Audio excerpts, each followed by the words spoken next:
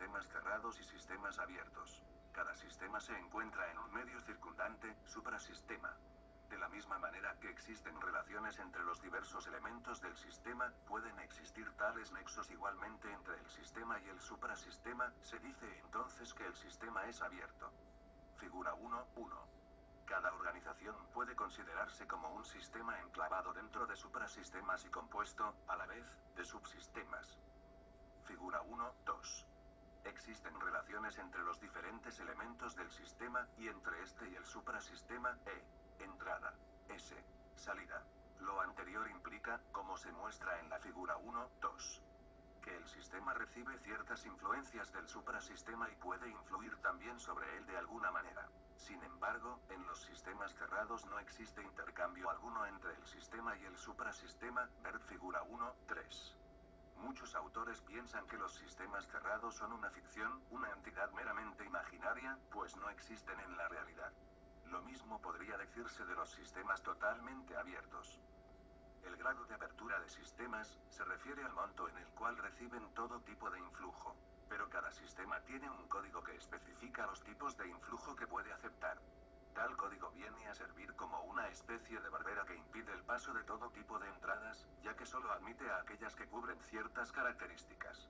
Si el hombre estuviera totalmente abierto a todos los tipos de estímulos que le llegan, no podría analizarlos, pues esto rebasaría con mucho la capacidad de su cerebro, y tal vez tendría tanta información para analizar que se volvería loco.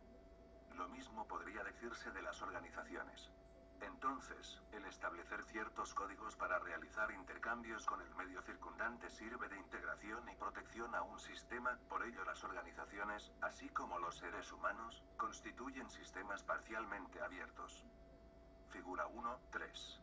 Sistema cerrado. Además, cada sistema mantiene ciertas fronteras que especifican los elementos que quedan incluidos dentro del mismo.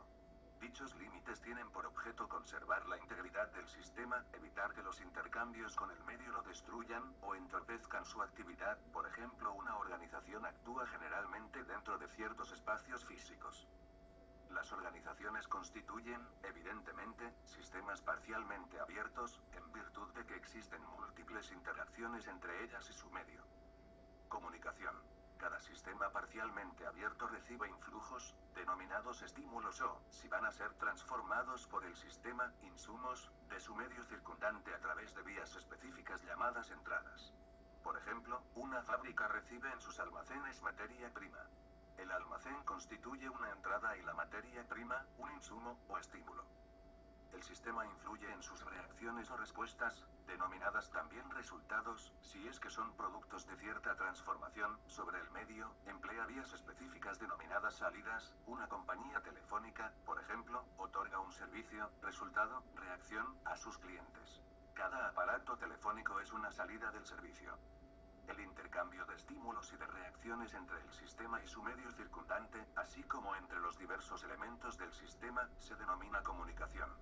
La comunicación es fundamental para la vida del sistema. En última instancia, si el sistema interrumpe la comunicación con su suprasistema, tiene asegurada la muerte. Sin embargo, esto no suele ocurrir, lo que sí puede pasar es que el sistema no tenga suficientes entradas. De tal manera que no le llega toda la información necesaria.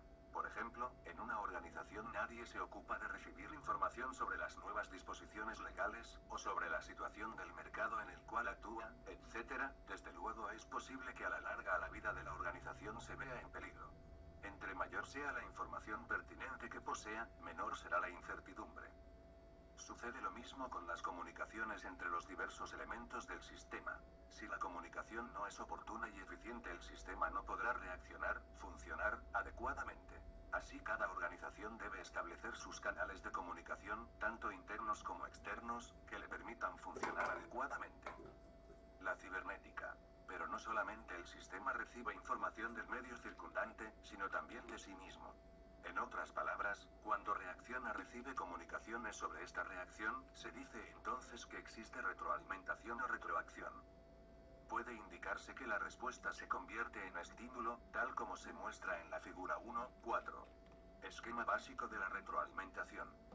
Por ejemplo, una fábrica produce televisores a color, pero no nada más los produce y se olvida de todo lo demás. Por el contrario, le es indispensable saber si sus aparatos funcionan correctamente y si está produciendo la cantidad adecuada para satisfacer el mercado. Necesita retroalimentación sobre la calidad y la cantidad de su reacción, pues de otra manera su propia existencia está en peligro. A fin de entender mejor, con este mismo ejemplo, imagínese qué ocurriría si durante un año, por decir algo, produce televisores y estos no funcionan. La cibernética se ha definido como la teoría del control y de la comunicación en la naturaleza, las máquinas y la sociedad. Uno de los conceptos básicos de la cibernética, además del de retroalimentación, es el de homeostasis, el cual se refiere a un estado de equilibrio constante hacia el cual tienden los sistemas. Cualquier desviación de dicho estado es percibida por el sistema, que pone en juego cierta energía para restaurar la homeostasis. Un ejemplo sencillo para entender esta teoría lo constituye el calentador automático de agua, que la mayoría tenemos en nuestras casas. Se fija el nivel deseado de temperatura, homeostasis. A medida que pasa el tiempo, el agua va enfriándose hasta que alcanza cierto límite, llegado al cual inmediatamente se enciende el gas y el agua empieza a calentarse. La temperatura del líquido alcanza un límite máximo en el cual automáticamente se suspende el suministro de gas. De esta manera cíclica puede mantenerse, dentro de ciertos límites estrechos, el estado ideal o homeostasis que hemos fijado. Nótese que el enfriamiento constituye una reacción del sistema, que existe una retroalimentación constante hasta llegar al límite inferior, luego del cual surge otra reacción, encendido del gas, y el sistema recibe constantemente retroalimentación, reaccionando el sistema, en la forma de apagarse el gas. Este tipo de retroalimentación se denomina negativa, porque tiende a restablecer la homeostasis. Existe también la retroalimentación positiva. En este caso, el estímulo incita a incrementar una reacción. En el ejemplo del calentador de agua, equivaldría a un incremento en la dotación de combustible cada vez que se elevase la temperatura, lo que llevaría cada vez más a tener más calor. Puede establecerse una similitud con algunos movimientos sociales violentos. Ante la explotación y la tiranía se producen manifestaciones de descontento, que son reprimidas por la fuerza, lo cual produce un descontento y así sucesivamente hasta que estalla una revolución que puede transformar radicalmente el sistema social.